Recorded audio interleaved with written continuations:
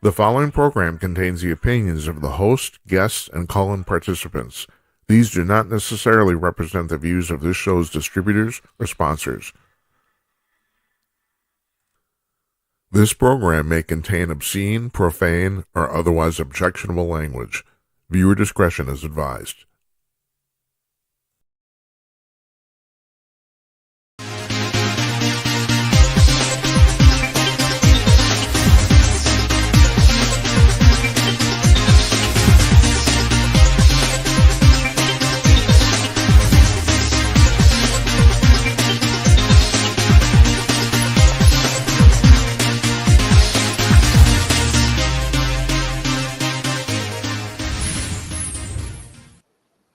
Yes, coming to you cordless, everybody. It's 11:02 on the East Coast of the United States, 8:02 on the West Coast, and 2 minutes after 2 p.m. in the afternoon in Sydney, Australia. And I mentioned that because I know we got about 5 people in Sydney watching. I'm Jim Peters, and welcome to Jim Peters at Night. I think this is episode number 41. I'm not sure. I don't count. I count on the weekends. Hope you had a good day today. Let me tell you what we've got going on tonight. Jeff Meyer, the CEO and publisher of Call It News, is going to be joining us in a few minutes. We will talk about a lot of stuff.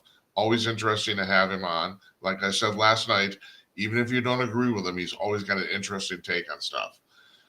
Tomorrow, it's open cam night. I don't know what to call it. I'm trying to come up with some sort of, tricky name, little alliteration or something. But tomorrow night, I'm going to take you calls all night long. And also, I should point that out tonight too. Jeff's live. If you want to call up and ask him a question or want to butt into the conversation, please do so. You can go to jimatnight.com/call. If you go to jimatnight.com, it's the menu item is call in.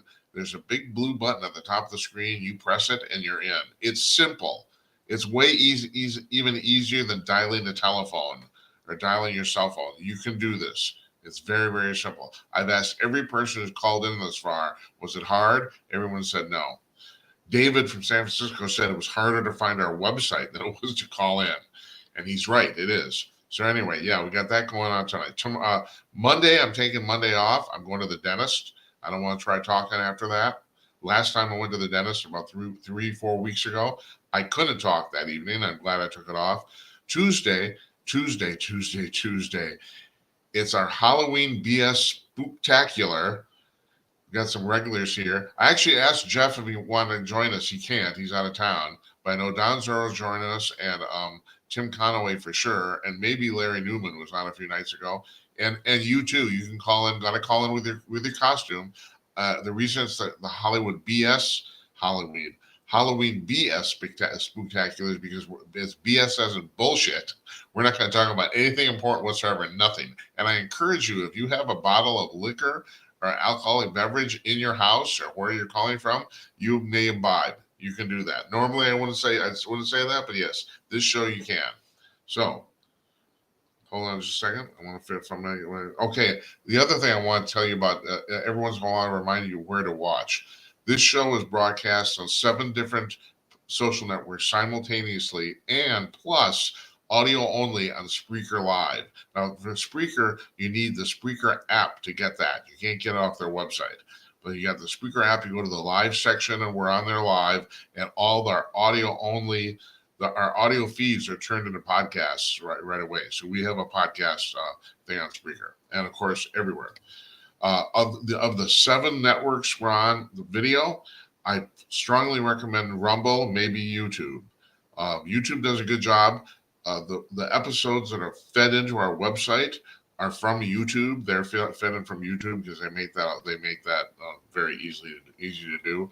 I recommend Rumble if you can. Rumble, as I predicted when we started, is the only place we're getting any real significant viewership.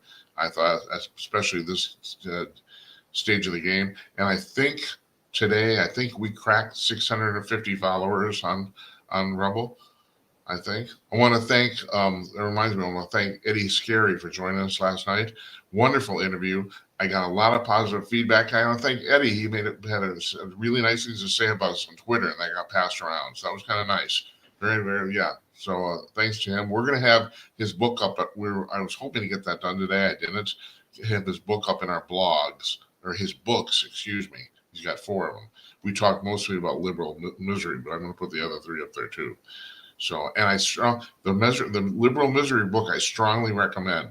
First of all, like I said during the interview, it's only 150 pages long. It's not a long book. He gets right to the point. He makes his point. He gets out. You don't have to spend 48 hours reading this thing.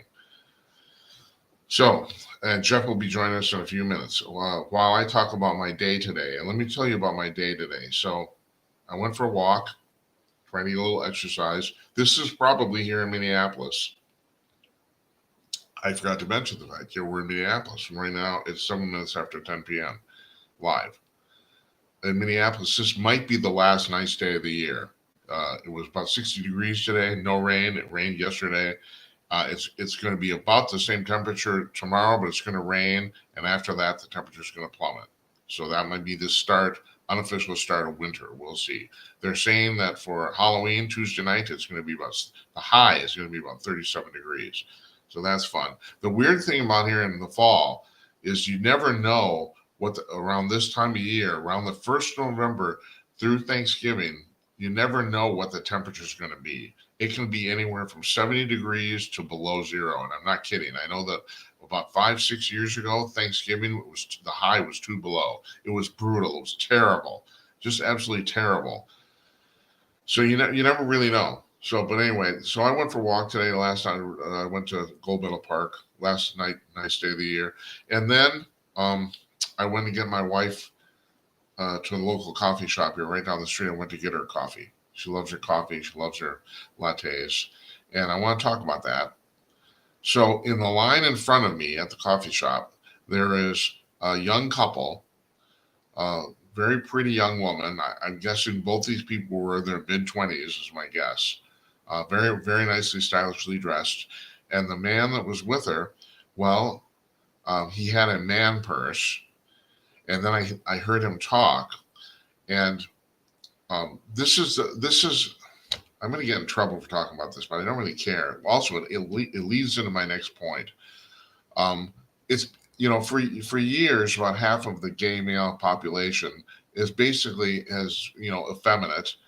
They joke about it's a black and white ball. It's either top or bottom, and half of them aren't, and that's fine. That's okay.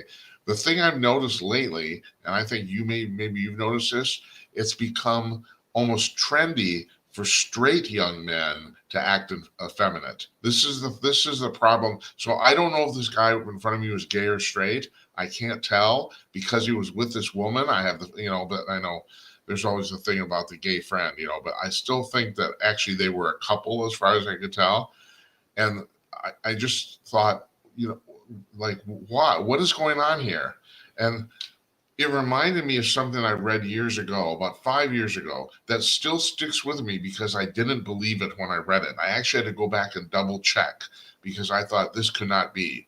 And what I read is there was a survey, it was Gallup or Harris, was a major poll company, that took a survey of single liberal females in the United States. These were all single women who were all Democrat, liberally leaning, and they were all under 40, like 1,000 of them, So none of them were married. And 75% of them said they wanted to marry a conservative man. And that just blew my mind. I didn't believe it. I thought, but the thing, and all right, now I'm going to get in more trouble. The thing about straight women is they'll tell you they want a really sensitive boyfriend that cries at the movies and all that sort of shit. Maybe they want that as a boyfriend, but as a husband, no. They want somebody who can beat the shit out of somebody who's trying to hurt them. That's the bottom line. So it's not really a lie. It's the difference between who you're dating and who you want to marry. And we all know, I'm 68. I've done this dance a few times. You know how this is. And that is, you fall in love with a lot of people and you don't always marry the person you think you're gonna, it's like, who knows why people marry the people they marry. But anyway, the reason, so I brought so I thought about that today. I thought I couldn't tell if this guy was straight or gay. I couldn't tell. I was leaning towards straight because of the woman he's with and the way they were interacting. Even though he had his man purse and he had a very distinct lilt in his voice, and that bothers me. it doesn't bother me that gay men do that at all. It bothers me that a straight man would act that effeminate. That's what bothers me. So that gets to the next point. I'm watching Jesse Waters on Fox News tonight, and he brought up the fact that apparently this is well known when people watch the show. I don't watch it anymore. The current season of Survivor. Survivor's been on television since 2000. I know that because I was with a group, comedy group that did we did a parody of it in 2000 when it first came out. I still remember. Also, I remember the guy who won. He was like the last person you'd ever think would win. His name was Dick, and it was just that was his name, Richard, and he was basically kind of considered the asshole of the group, and it surprised everybody that he won. But and also at that point, no one had ever played the game before. Nobody knew what to do. Nobody knew anything about alliances, any of that crap. Nobody knew. They were all just flying they were fumbling around in the dark. So I think for 20, they do 2 seasons of that a year. So I think they're on season 46. They're on the 46th rendition of this. It's hard to believe. It's unbelievable. It's been on television that long. But this season so far has been different than all the rest because, first of all, half of the contestants have quit without even being voted off. They just quit. They couldn't stand the whole thing. And then you have contestants that are there that are begging people to vote them off. And one guy says, well, I'm going to quit because I don't want to take somebody else's dream away or something. And they're bitching and moaning about the conditions. And it's like, really? Since when did this happen? It's like, and so my wife will tell you that I'm just an old curmudgeon and I'm bitching about all the young people, and every generation has done it. But something's changed, and I'm not kidding. It's like we are raising a whole generation of pussies. There's just no way getting around this. They don't want to compete, and I don't want to talk to Jeff about this in a few minutes too, because Jeff is his forte is business, and the thing you're dealing with kids who don't want to they don't want to compete at all. And all the people in this cast, as far as I could tell, were basically under 30 or maybe under 35. So they're all younger. They're younger, and they're not interested. They don't want the prize. Why did you come to the show? It's a game. Why are you doing this? Well, I don't know. Want to get out of the house. Who the hell knows? And so I'm watching TV, and I'm sure you have too. What's going on in the Middle East. But what's really amazing, what's going on college campuses here in the United States. You have all these college kids who are protesting against Israel, and actually they're pretty much like pro-terror. And Gutfeld said this a couple nights ago on Fox News, and he's absolutely right. This gets to my point. This is different. This is not your standard bullshit college, protest, about anything or even about politics. No, you have college kids who are now advocating for terror, and that's nuts. Not only that, these kids are stupid. So they had on Fox News, they had on the woman who lost her $200,000 job coming out of Harvard because she signed this letter pro Hamas. And not only is she doubling down, but she's calling the fact that she didn't get her. Now get a load of this. She's calling the fact that she didn't get her job as an act of violence. Did you hear me? It's not, she didn't even get fired. She didn't get hired, she did not get hired in the first place, and she's calling that violence. We have entered crazy town. This is just complete fucking bullshit. And these people are going to be running the country. And so I'm a great fan of the Hot Air website at hotair.com. David Strom and Jazz Shaw, a couple of our contributors, guys who come on here, they work there, but still they have just a fantastic slew of writers. But Strom himself wrote a piece this afternoon about the fact that, and I'm sorry, was it MIT? I think it was, where it's a physics department, physics has decided to go woke. They are now talking about diversity, equity, inclusion in science, and not in the staffing of the people in science, actual science. This woman says, I'm going to prove the fact that the entire universe is non-binary. What the fuck? What are you talking about? God damn. It's like, I don't know this is crazy shit. So, and then one other thing that happened today in Oregon, the state of Oregon passed a law for their high school students there that you no longer have to prove proficiency in reading, writing, or arithmetic. Why are we going to school? We're going to school apparently to protest. And oh, you got to bring this up too. At Berkeley today, they told the student body that they will get extra credit toward graduation if they if they if they protest against Israel. Yeah, you heard me right. They're going to get extra credit for protesting against Israel. Great thing to put on a resume. All right, I'm getting depressed here. I think we're going to bring Jeff Meyer on. This is Jeff Meyer. He's the CEO and publisher of Conic News. Let's run.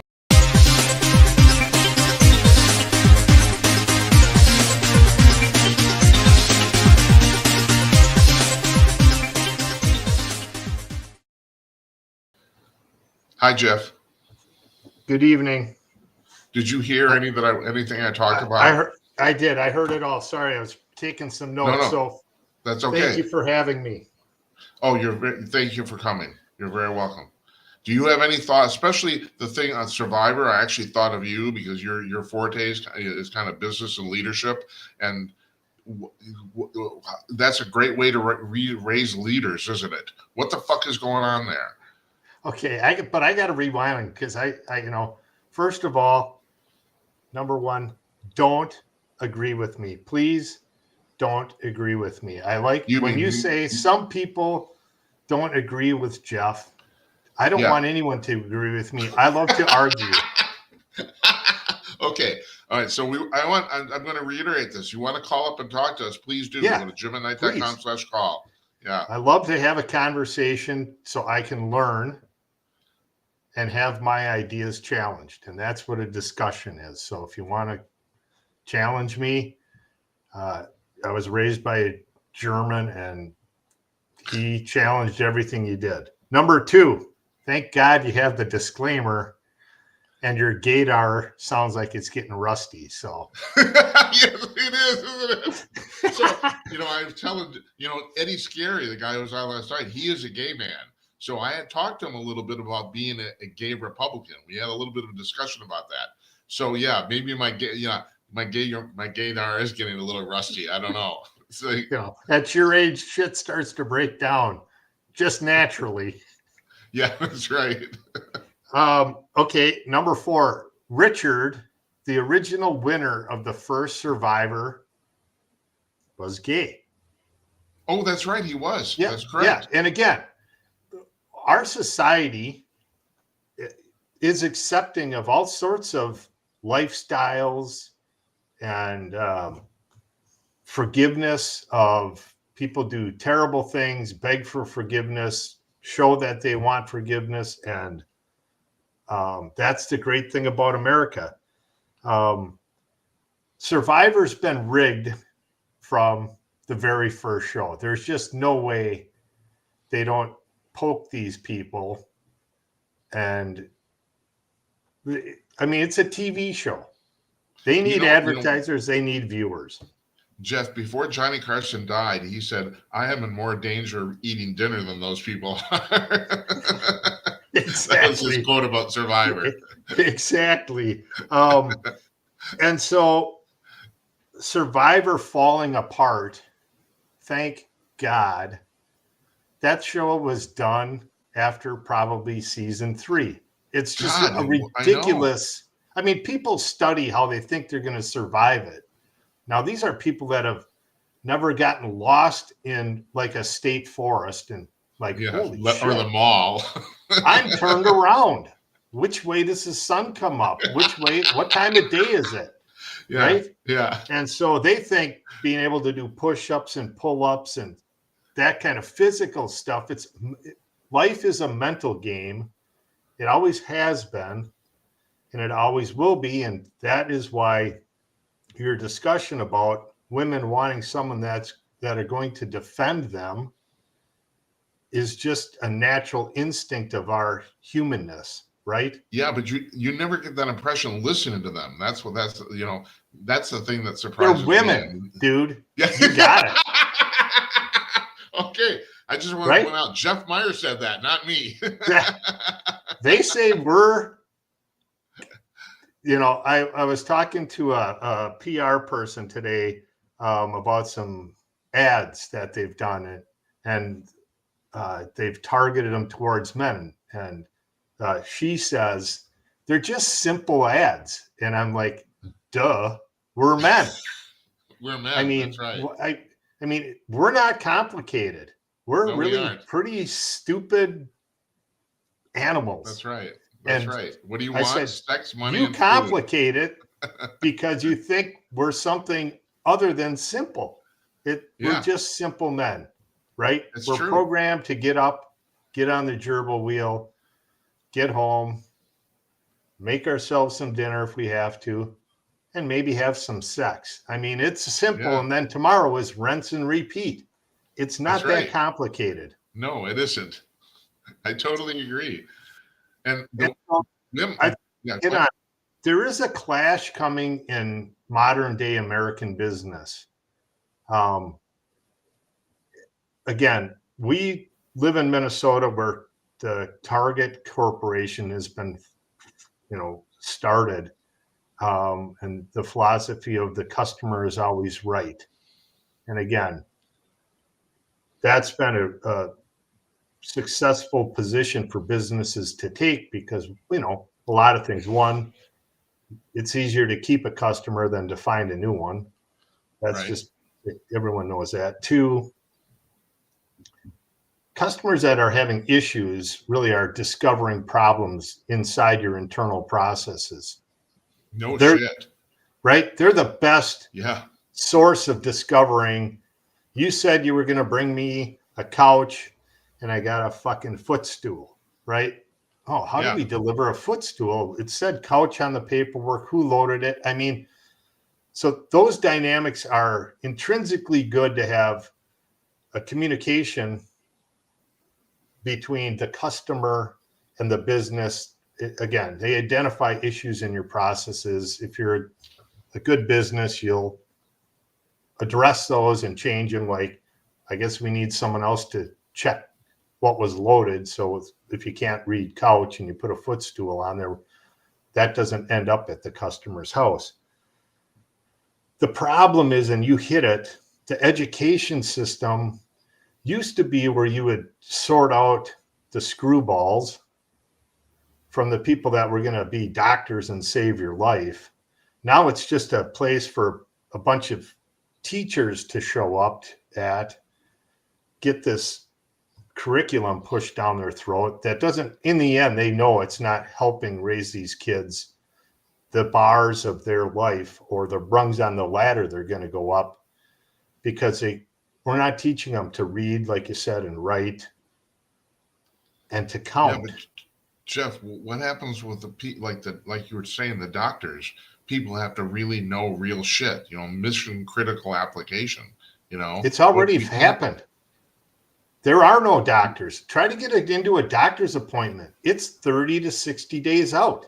That industry is already running out of workers, and you can't have them walk across the southern border and check your prostate correctly. No. My endocrinologist, I had to book 6 months ahead of time to see him. That's nuts. Right. That's crazy. And he's not in Vail skiing. There just aren't enough of them.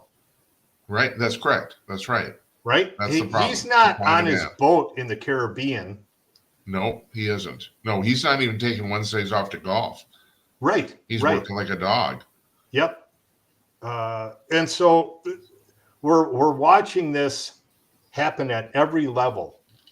Every level of our life, there is total chaos.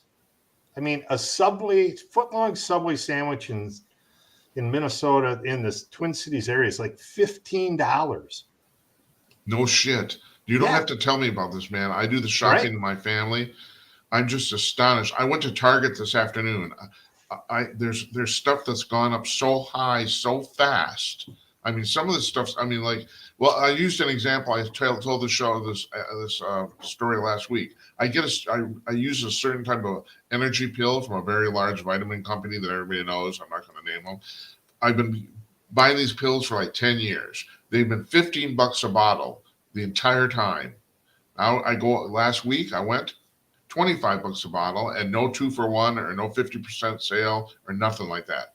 Went up $10 in a month, you know? Right. And again, I'm not Shit. blaming this. Subway's got to get $15 to stay in business. You got to get Oh, of course they do. That's right. right? You can't blame the retailers for this. No. Right. It's like shouting at the person behind the counter at the post office that your mail service sucks. Well, Yeah. what are they going to do about it? They work for the government. Right. You know, it's like calling the IRS and bitching about your tax rate. Yeah, right. Americans, the uneducated American is easy fodder for what they're trying to do to us in my eyes, right? The confusion, you have all these questions, but you rather would watch Thursday night football tomorrow than dig into what the hell is going on around the world. Because what's going on around the world knows what's going on here because they watch it. You know, we're the lazy bastards that show up into a foreign country and think everyone should speak our language or understand us.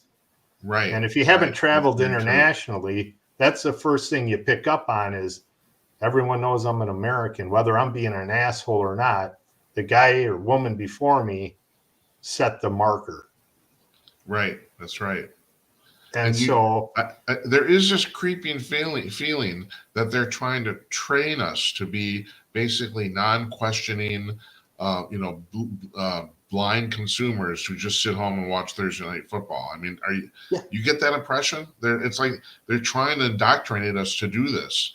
They don't want us asking questions. And I how I think. So I'm wondering if I'm the idiot. Like, why don't I just not care and just watch the football game? I mean, Monday, right here, this team, the Vikings, beat San Francisco.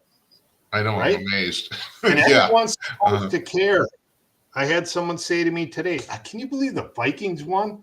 I said, who cares? I was there in 1998 when they let Morton Anderson kick a field goal from the Atlanta Falcons to beat us in our home stadium with Randy Moss.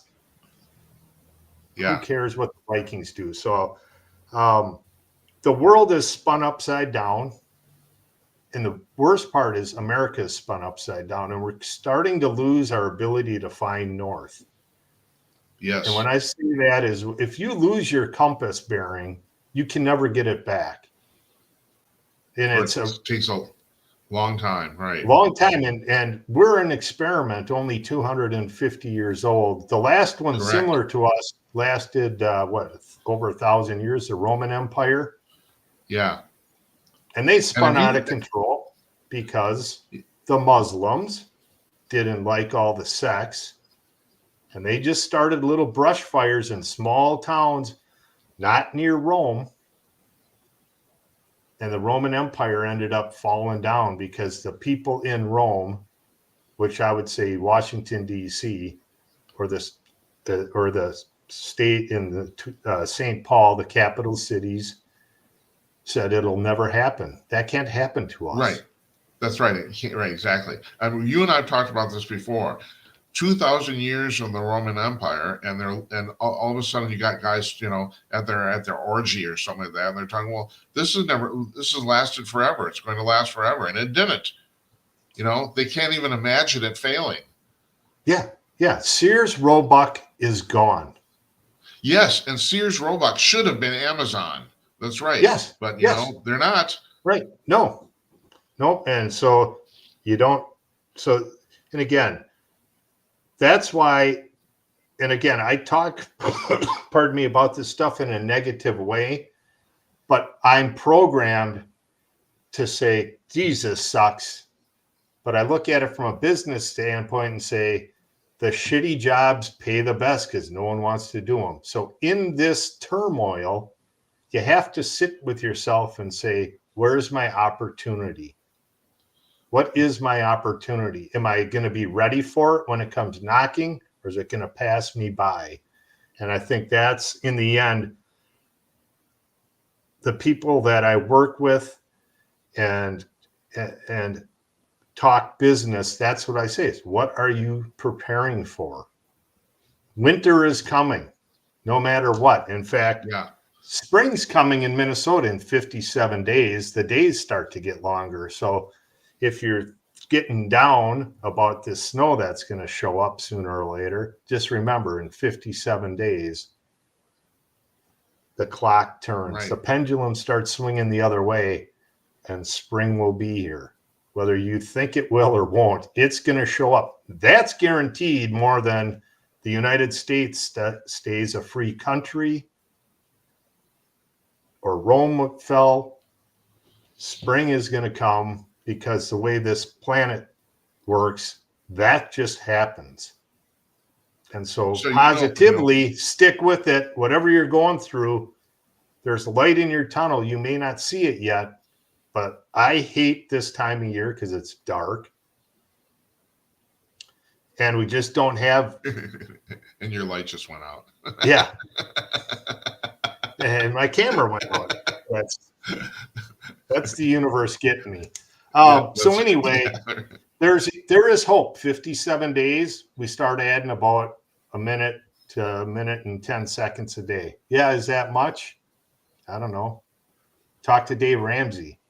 If you started saving $1.12 every day in an interest earning account, you'd have $1 quadrillion.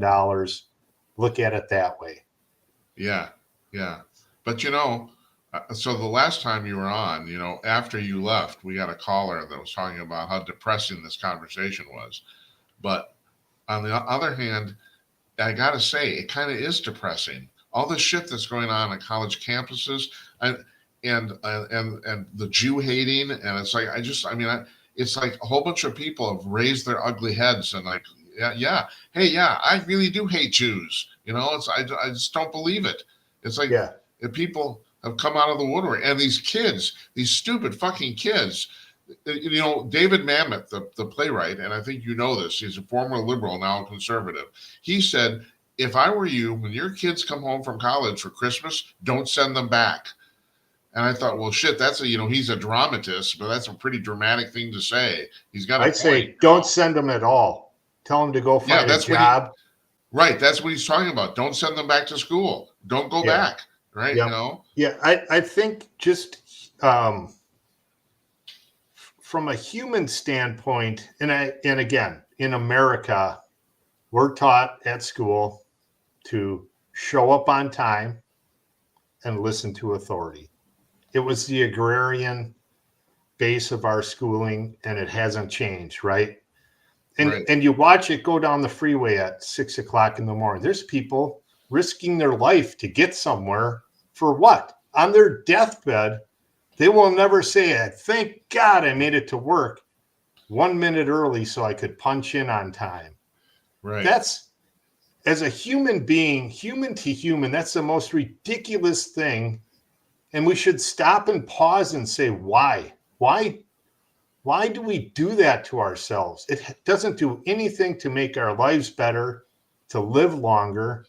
And in the end, when you look at this world fighting each other, who wins when the Israelis and the Palestinians, Hamas, Hezbollah, the Bloods, the Crips, any of that, all we do is reinforce that the government doesn't give one shit about its citizens. They say you should shoot each other to solve this. Why? Why can't we as humans say, "Oh, time out. Let's look at who's pushing this." The thing about the Israeli Hamas conflict, though, is that the way I look at it anyway, you've got one group of people who have had a highly successful civilization for eons, right? And then you got another group of people who, like you were saying, do not even seem to be interested in a government catering to its own citizens. That they're pulling concrete out of wells to make bombs and incendiary devices. They don't give a shit about the populace, and people are asking us to care equally about both of these things, and I don't see it. All I see is one group of people trying to kill another group of people. Yeah. I'm not arguing that that's right. But let's take that a step in a different direction and say that only happens because we're trained to say we shouldn't like you. I'm a Christian. You're a Muslim, Oh yeah. right? No, yes, absolutely. You're absolutely correct. As a matter of fact, I don't even, if you ask most of the Palestinians, I don't even think they could tell you why they hate Jews. I don't even think they know at this No, point. no, right. I mean, why is there this big divide between blacks and whites in America? Because the government says there should be. Yeah, now that's There correct. should be. We should remember blacks in September or whatever Black History Month is. It's like, really? What? Why should we worry one about skin color? Why shouldn't we worry about each other all the time? I mean, and again, it's a simple Christian standard, but it's a hard thing when you're grinding away with a $15 freaking Subway in your hand going, this sucks. And it's because we never get a chance to actually just be what we want to be. We're told what we have to be. Show up on time and listen to authority. And that's beat into your head. And then they'll say, you might be a good math person, Jim. And Jeff, you might be a good ditch digger. And then they coax you to learn how to do math and me how to dig a ditch. Yeah. And how do we pause the people that watch this show? I have this thing called the Earth Connection Test. I'm going to have you do it. Okay. So this is it. I don't want you to verbalize the location, right? So we're doing this from something you're going to picture in your mind. So the first step one is close your eyes. All right. Close your eyes. My eyes are closed. Yep. I got a lot of equipment around here, but okay. You're good. All right. Think of the best location you've vacationed at. And don't give us that. Okay. So you're picturing that, right? Okay. So verbally answer these three questions. What's under your feet? There? Yep.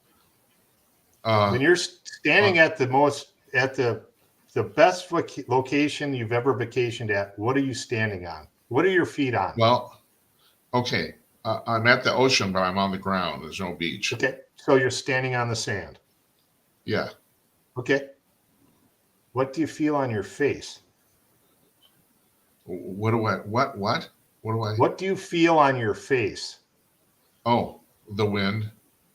Okay. What do you hear? Seagulls. Perfect. Right? Yeah. Okay. Everyone, that's to me the simplest way to figure out, really, that's what they should teach you in school. They should expose you to standing by the sea, standing in the woods, standing by a machine, standing by a noisy road. There's things that intrinsically you're programmed that make you like, oh man, this makes me feel at peace. And couldn't I work better if I felt at peace than if it was I got to run up and down 30 miles of concrete with the tires buzzing?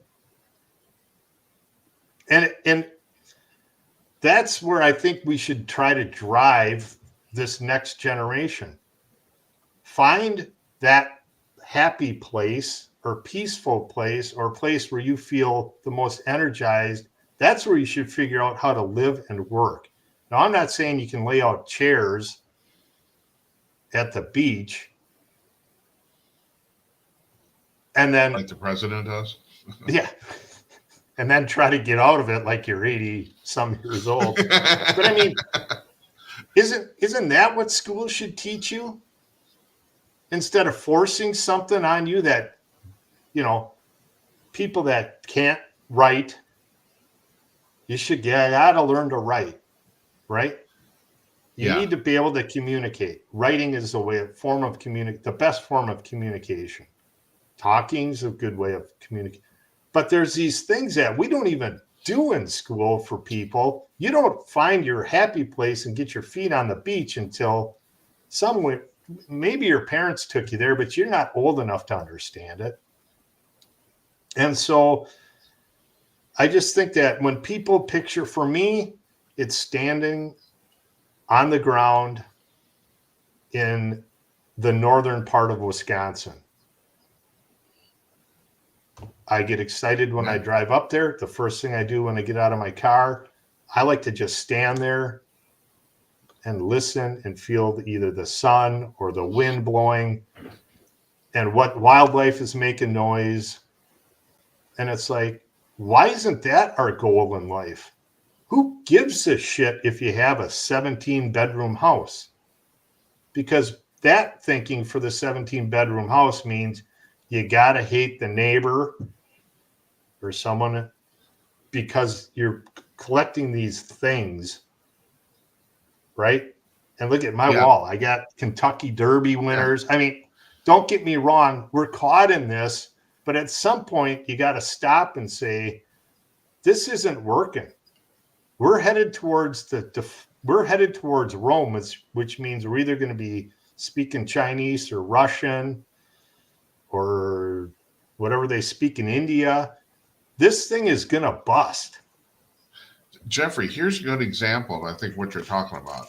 I've been thinking about this for a while. For years and years, all these stupid fucking experts have been talking about the fact that there's way less women who pursue mathematics than men, right?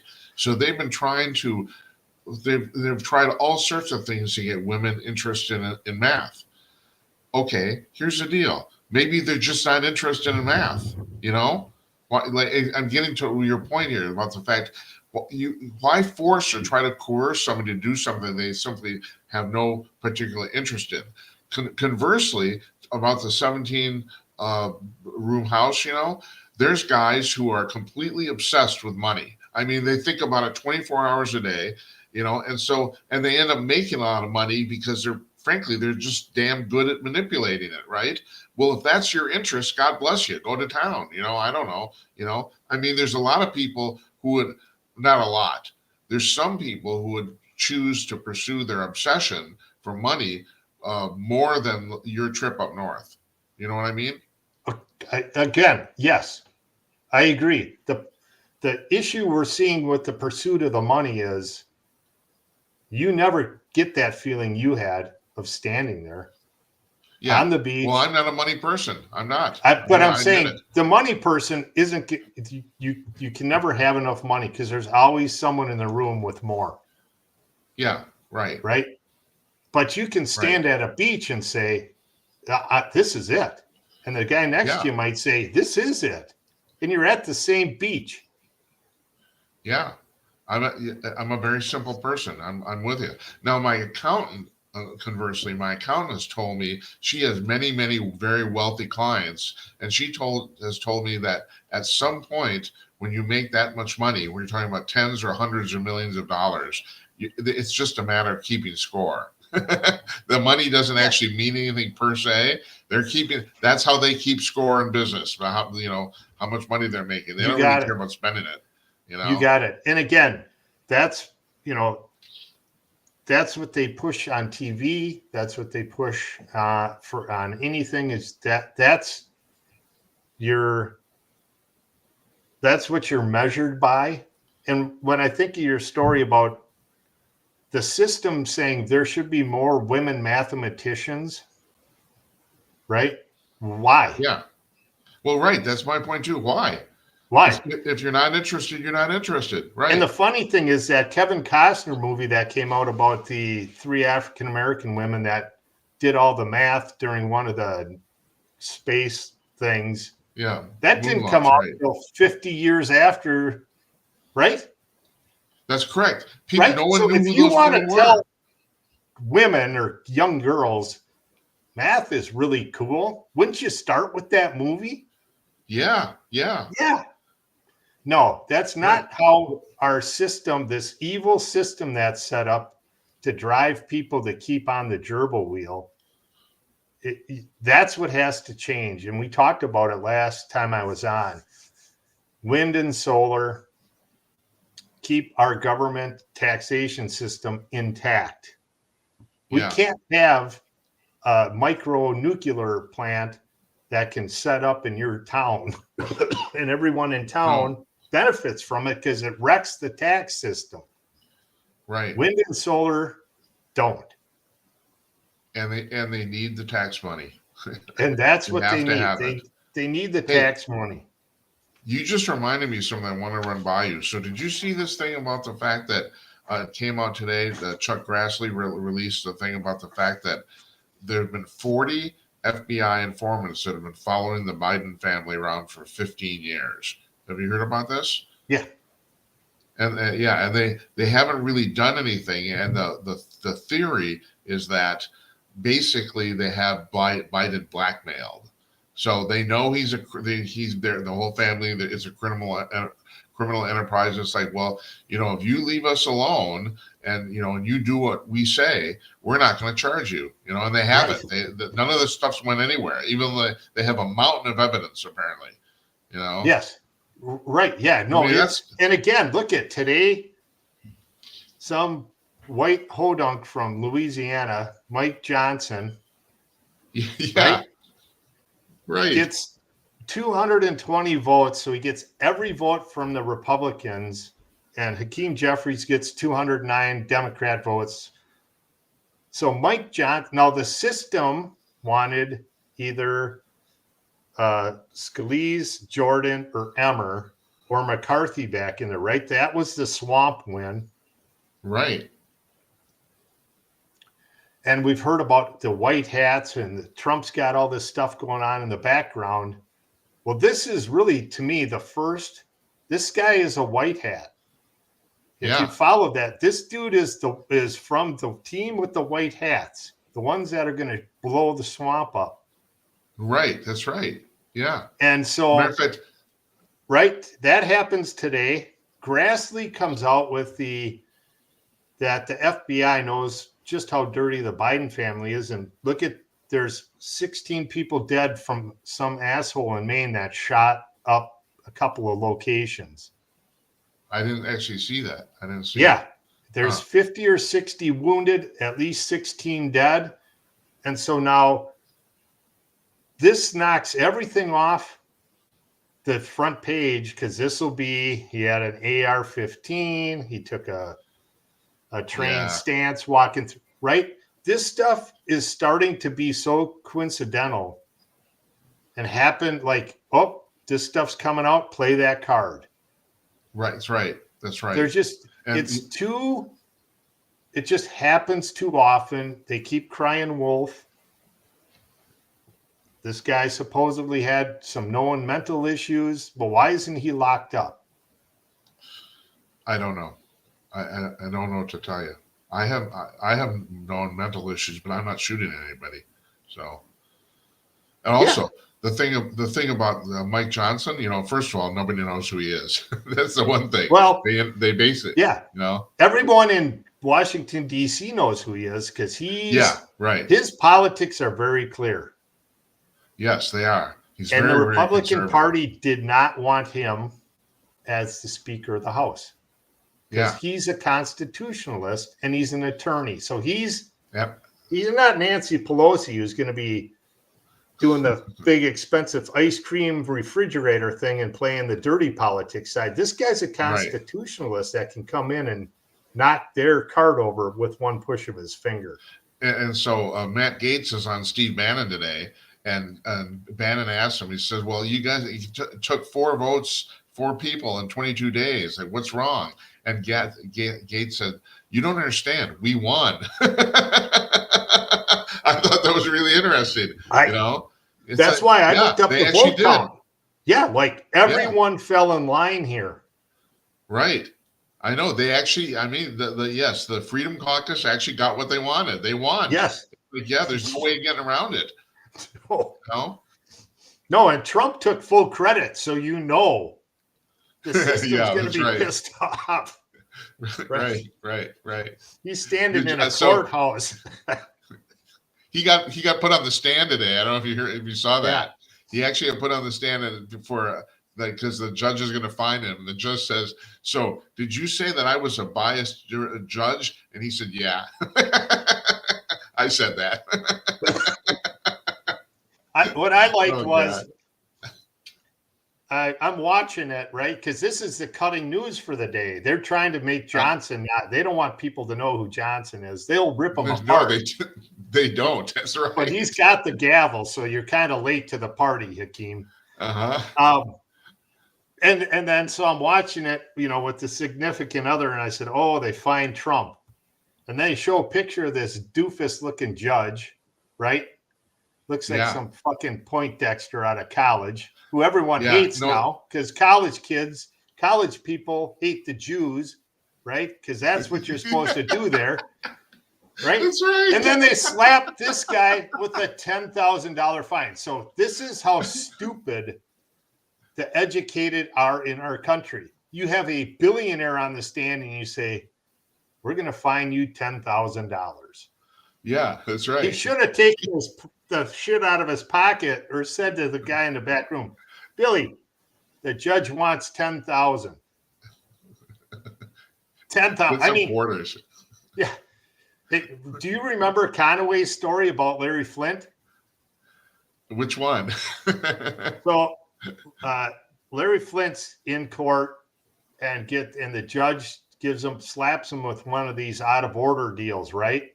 And he says, "I'm fining you $25,000 or something. Get it paid tomorrow." Conaway says the next day, Flint rolls in there, right? Yeah. It was. And behind him Nick are women in bikinis with dollar bills and wheelbarrows, wheeling them up to pay the judge for the 25 grand. Right. That's right. Yes, I remember that now. Yeah. Yeah. So that's the stuff that the mockery on the justice system. I mean, it's like, hey, judge, if you're going to really go after this guy, then go after him. It's just like you said, it's a bunch of pussies. If you're going to go mano a mano, say, "Trump, it's $1 million tomorrow." 10,000? He shakes his shoe off and he's got 10 grand. That's right. I know. I mean, it's like going to McDonald's for him. Right, you got it. He says, "Hey, don't start the jet for 3 seconds. We'll save the 10 grand. I mean, that's right. How in the hell does the American public fall for that kind of bullshit? Looking at this judge who looks like he needs a fucking barber, that twit, because he's got the robe on, says 10 grand. It's like, get your shit together, judge. Don't make our justice system look so stupid. You got a billionaire on the stand. Either make him pay or shut the fuck up. Jeff, this is not really about the judiciary per se, but I don't know if you've read this, but supposedly, latest Gallup poll done a couple of weeks ago or something, trust by the American public in the U.S. media is at an all-time low. Like only 32% of the public said they trust the media completely or a lot. Only 32%. Yeah. And the rest said no, it's bullshit. Yeah, and you should. I mean, you can't look through the newspaper and see an article about something you know about, whether it's your career, a medical thing your family went through, some kind of litigation, the stories about it, and you read it and you go, "That's a bunch of crap. That's not even, whoever wrote this story is full of shit." Right? Yeah. And then turn the page and read the next. Will be right. It's either the stories you know about are bullshit and the whole thing's bullshit. Hold it, Jeff. We can't hear you. Oh, did you? Okay, now you're back. Yeah. Okay. So what I was saying is, if you read the newspaper and you find an article that you have knowledge of and you look at it and go, this story is totally BS. You can't turn the page and read the next article on the stock market and not say that's got to be BS, because why would it just be your story that's BS? The whole thing's BS. Exactly. This is what I call the National Enquirer problem. Half of the stuff in the National Enquirer is true. You don't know what half. You Right. don't know what's true and what isn't. So therefore, everything's bullshit. Even though some of it isn't. But you can't tell. Right. So turn it off. Go to conk.com, and you'll That's find right. a nice array of conservative news. And you All got right. to So read let's it. explain. Let's explain what your website does. It's a news aggregator, right? Correct. Yep. We have You guys about get. Go 75 ahead. different news sources, and Yeah. the stories aggregate on the site about every 3 hours. They change. When I say aggregate, they come onto the site, and as the news stories come up behind it, they get pushed down. Yeah. And so, like Gateway Pundit, the Hoff brothers, awesome journalists. I don't know how Right. they work. They have so much information, and they're just dogged. 100% fed up. Red State. Those We have a those ton of. people aren't gonna. They're not gonna rich either. That's the other thing we should point out. A lot of these people, they do this out of sense of mission. Yes, yeah, and thank God they're there. They're the Yeah. voice of the future, and they at some point will be where everyone goes. Right. And That's right. Pfizer will have no place to do a drug ad. Yeah. You watch Fox, MSNBC, CNN, your local news, your local channels. 80% of the ads have something to do with how sick America is and the drugs we need just to Yeah. try to get through today. Yeah. Well, the other reason is right now only old people watch broadcast television. My wife and I were literally just watching Nora Donald tonight, and she says, "What's with all the drug ads?" I said, "Karen, Yeah. don't you watch TV?" It's like she just said that tonight. It's like, yeah, but it's only old people watching television. So and they're all the young people are on their phone, just scrolling past it. That's right. Some of the things these brilliant college students are chanting is resistance is justified. Well, isn't that what January 6th was? Yeah. Globalize the intifada. Yeah, that's like saying let's spread smallpox. Right? Yeah, it is. You're right. Once you unleash that, that's good. You're absolutely right. That's exactly what that is. It isn't COVID where you're going to cough. It's they're going to come and kill you. Yeah. That's what release the intifada is. Yeah. Smash the settler Zionist state. Okay. That sounds like there's some wiggle room in that. Yeah. Well, the wiggle room is the difference between the Israeli government and the Israeli people. That's what AOC is constantly talking about, and Ilhan Omar. She says, "I don't hate the Israeli people. I hate the Israeli government." But she's a fucking Jew hater. I mean, come on. That's well known. That's been I mean, she's from my district. That's well known. This fake media's covered it up. Yeah, no, they do. Right? They just cover it up. That's correct. I mean, this woman. I mean, she. And in some ways, it's an analogy for the whole Hamas-Israeli thing. She denies the fact she hates Jews. That's bullshit. She just does. I have no problem saying that here. That's my personal opinion for those of you the legal people watching this right now. But still, I think she hates Jews. Yeah, well, and her words that have been recorded and played back prove what she. I think so. What her belief is. The one that really I think is interesting in these college chants is from the river to the sea, it must be free. Right. So they're talking about from the Jordan River to the Mediterranean. That's all of Israel. You got it. That's like saying from Lake Michigan to the Mississippi River or the St. Croix, must be free. Okay, well, everyone in between. We're going to globalize the intifada on you. So, Jeff, did you see that at the University of Washington, they are projecting these slogans on the side of a building? Have you seen that? Yes. Gutfeld said it was like the bat signal. Right. You know, Or maybe it's just so they can get everyone that comes and stops and looks, whatever cameras are on the building, they get a facial recognition so they know. yeah, that's right. That's right. That they can run through some AI or something. Yeah. Yeah. I mean, it is, again, I don't want to portray that I have any idea in how this whole thing should work, shouldn't work, who's took whose land, all that stuff. I just know that if you start in one of the oldest books, the Bible, they've been there a long time. And then they've been run out and run back in there. And there's a lot of Muslim countries. There's only one Jewish country. Yeah, right. And there is something to be said for just time of limitation. I mean, all right, so, Israel started in 1948, 75 years ago. It's done. It's like, I mean, you're not gonna, it's like the white settlers taking land from the American Indians. It's an atrocity. It was terrible, but it's over. It's done. We can apologize, we can do all that sort of shit, but it's over. You're not going to get your land back.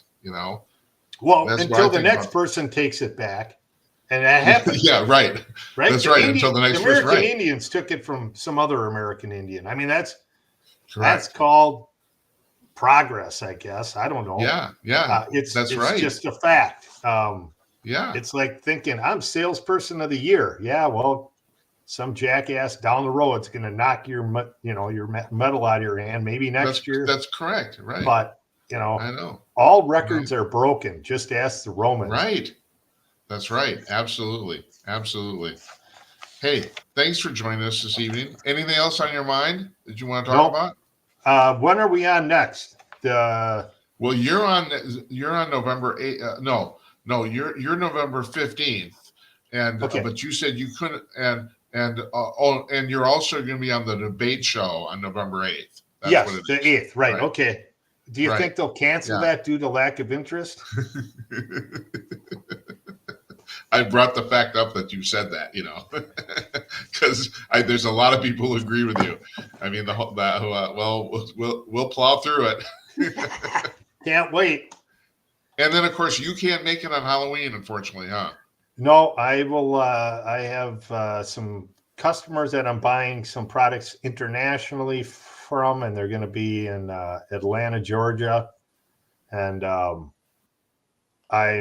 I have to travel. I haven't traveled in a long time for lots of reasons, and I'm not looking forward to it because it sounds like they let about any rube sit up in the cockpit. Yeah, that's right. Yeah, they do. I mean, when they open the door and walk out and say, "You should lock me up," they should have yelled to the pilots, "Take this thing down low. We're going to throw him out the lower. We're going to DB Cooper this guy." Only in America. Jeffrey, if you get a chance on Halloween, if you go to a men's room or something like that, call us for 5 minutes off your cell phone. Okay. What the hell? You got it. Awesome. All right. Thanks for having me. Nice talking to you, man. Always. I'm looking forward to the next time. Sounds good.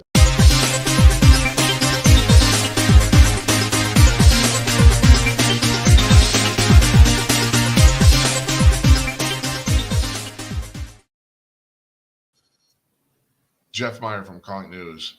Always entertaining. And he can be an inspiring individual. I mean, he's right about the fact we're all basically kind of on a gerbil wheel, and maybe we shouldn't be, And that's you can call me up here for the end too if you want. JimandKnight.com/call. And I'm gonna let me bring up something I actually saved for part 3 here, which kind of goes along with what he was talking about. And I've been kind of harping on this before. Survey says, this is from Breitbart, but I've been reading this several different places. Survey says that about 1 out of every 4 people on the planet, not in the United States, on the entire planet, is saying that they're lonely.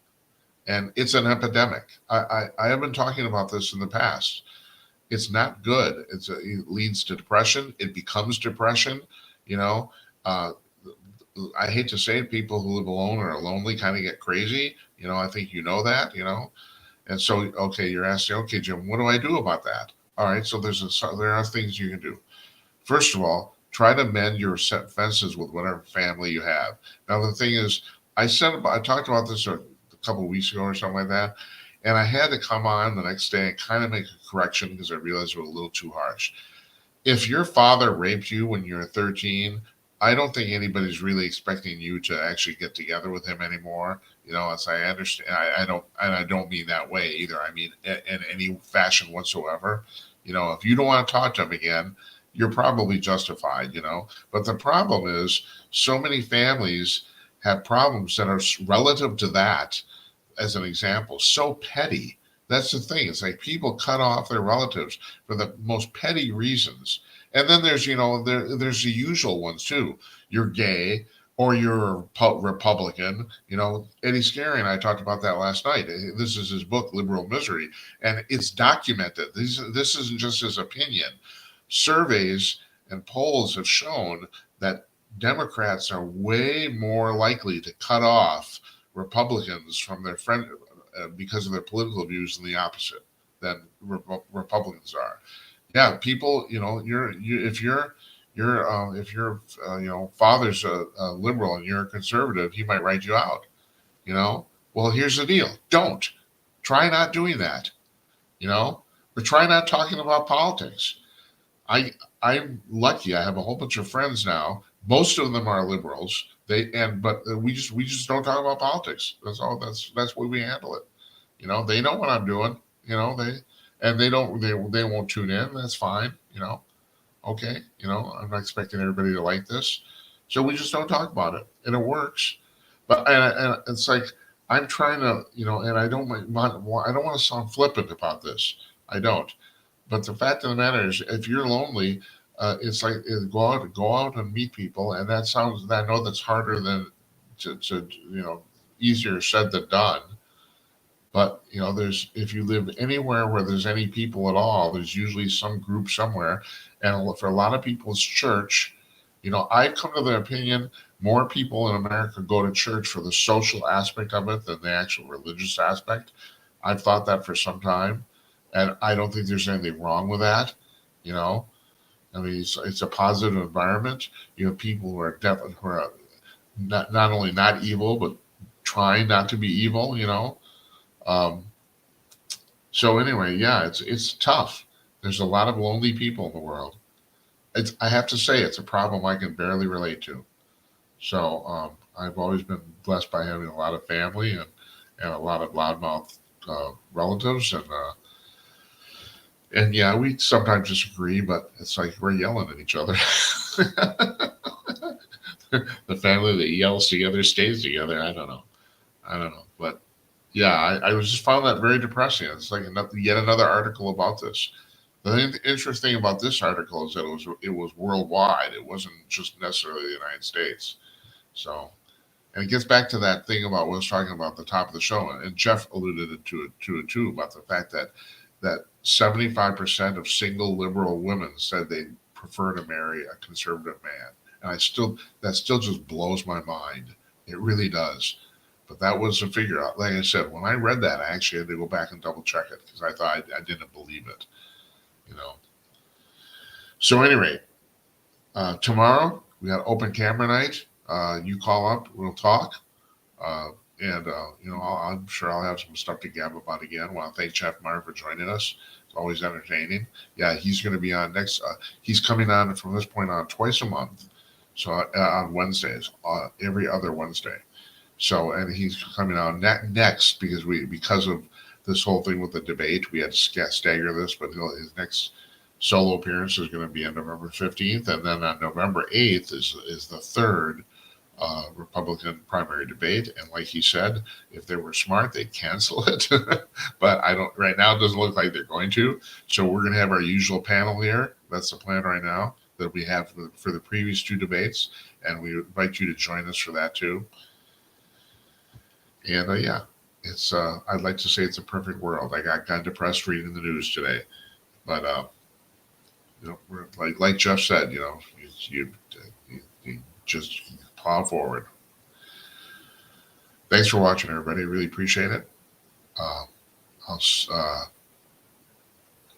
Good night, Esperanza. Good night, Uncle Donnie, and good night to you wherever you are. I'll see you tomorrow.